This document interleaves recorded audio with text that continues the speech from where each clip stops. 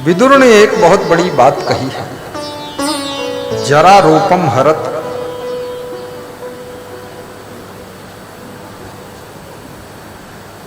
धैर्यम आशा धर्मचर्याम असूया मृत्यु प्राणान हरत कामः श्रियम हरत व्रतम अनारि सेवा क्रोधः श्रियम सर्वमेवाभिमानः। बुढ़ापा सुंदर रूप को हर लेता है, आशा धैर्य को हर लेती है, मृत्यु प्राणों को हर लेती है, दोष देखने की आदत धर्म वृत्ति को हर लेती है और काम वासना की अधिकता शर्म लाज को हर लेती है और चरित्रहीन की सेवा आपके शील गुण को हर लेती है। क्रोध लक्ष्मी को हर लेता है, क्रोधा श्रियम हरत, लेकिन सर्वमेवाभिमानः, और मनुष्य का अभिमान सब कुछ हर लेता है, मनुष्य का विनाश कर देता है। बड़ी मार्के की बात है। सर्वमेवाभिमानः, जितने लोग गरीब हैं उनके घर में जाकर देख लो, वो सब क्रोधी जरूर होंगे, गुस्सा बहुत आती होगी, कुछ भी नहीं लेकिन भिन भिना कर भागते, पति भी तावा उठा के फेंक दे भागत चला जाता और पत्नी उठा के कढ़ाई फेंकत पाछे से पीठी मारत उनके पूरा घर क्रोधी, वहां लक्ष्मी नहीं रह सकती। खूब गुस्सा करो, खूब क्रोध करो, खूब उलझो, खूब भिन भिनाओ, नाक भिन भिनाओ, नाक के ऊपरी भाग पर क्रोध को बसा कर रखो, पूरा बर्बाद हो जाओगे, दरिद्री हो जाओगे, भिखमंगा हो जाओगे, गरीब हो जाओगे, तन्ने तराज हो जाओगे, एक एक पैसा को तरस जाओगे, ना तुमको ठिकाना कहीं मिलेगा, ना खाने को दाना कहीं मिलेगा। लोग कहते गुरुदेव हमारे घर में गरीबी जाता ही नहीं, तो हम मुस्कुरा देते, हम समझ जाते हैं पति पत्नी दोनों है नालायक, मल्ल युद्ध शुरू रहता है, अखाड़ा जारी है, सवेरे पति पत्नी उठ के ताल ठोकत है, आ जाओ देख ले तुमका जब सब हंसते हैं तो कैमरा घुमा दो तो आनंद आ जाए। हाँ, सबकी हंसी, दांत की हंसी सब ले लो, उसमें फोटो खींच लो, और क्या। अब चाहे जितना हंसत हंसत लोग गिर जाएं, थक जाएं, लेकिन फोटो ना खींचे कोई। हाँ, और उतना हंसी का फोटो अगर डाल दिया जाए तो यूट्यूब में लोग सुन ले, देख ले हंसी, तो लखनऊ के कल 400 आदमी और बढ़ जाइए कथम, क्योंकि लखनऊ में किसी को हंसी आती ही नहीं, क्योंकि जिंदगी बुरी तरह है फंसी, तो कैसे आवे हंसी।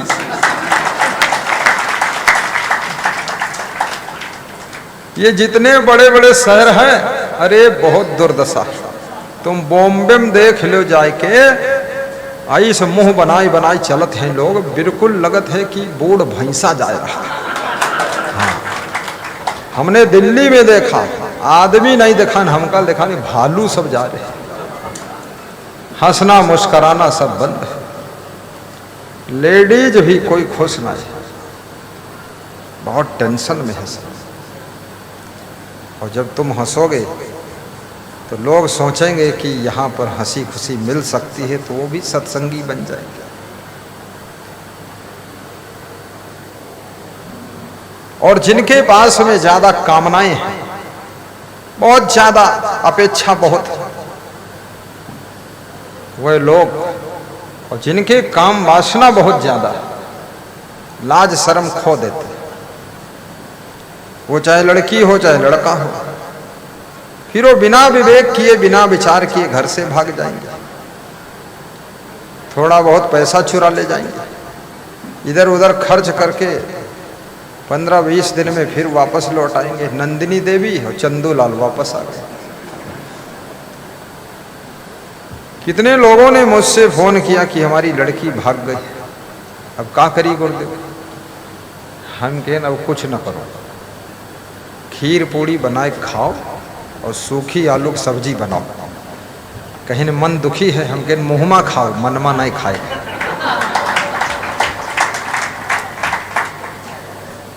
तो बोले रोआई बहुत आवत है। हम कहें रोयो बिल्कुल ना, और कहो कोई से ना, चर्चा न करना, न रिश्तेदार में, न घर में, न पड़ोस में। कोई पूछे कहाँ गए, कही दो एग्जाम दे गए।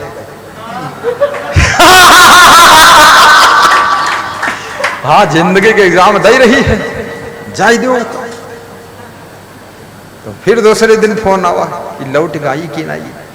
हम कहें लौट गई, दोबारा लौट के जइबे न करीवा, तुम बस इंतजार करो, ढूंढे न जाओ। 7 दिन बाद फोन आवा कि लौट आई है। तो हम कहें अब लौट आई है तो जल्दी इसका विवाह कर दो, क्योंकि इसने पहली सूचना दे दिया। अब नहीं करोगे तब दूसरा फिर खतरा ज़्यादा है, जहर खाई या फांसी लगाई। तो बोले अत्ते पैसा नहीं है। तो हमने कहा अब यह सब आल्हा कोई न सुने कि पैसा नहीं है, शादी करो। शादी कर दिया, लड़की ससुराल चली गई, सब शांति से काम हो गया। अब सरकार ने नियम बना दिया है, नया नियम आया है कि 21 साल की लड़की यही है और लड़का 24 साल का। अब ये दिल्ली में बैठकर कानून बना है, उनसे यूँ पूछ लो 21 से 24 तक इनका ब्रह्मचारी को बनाई है। अरे मूर्खों, कानून वहाँ से बना रहे हो और तुम दिल्ली में बिल्ली बने बैठे हो और यहाँ नरक हो गवा। और सारा काम शादी होने के बाद ही शुरू होता है। लोग कहते हैं शादी हो जाए तो पढ़ न पाई। जिसको पढ़ना नहीं है तुम जिंदगी भर उसको कुंवारा रखो, एक अक्षर उसको नहीं पढ़ाई होगी। और जिसको पढ़ना है, आगे बढ़ना है, तो 3 बच्चों की माँ है, बहू, और IAS परीक्षा क्रॉस किया है बिहार में। मैं उनके घर पधरौनी गया तो एक लड़का गोद में ले रहा है, दूसरे के यहाँ अंगुली से पकड़े रहे और तीसर पर उंगली सोवत रहे और आशीर्वाद ले आई। ओका ससुर आवा, बोला आशीर्वाद दे दो। तो अयोध्या में जो आपका आश्रम बन रहा है उसमें फिर हम बहुत दान करेंगे। लेकिन काहे का आशीर्वाद?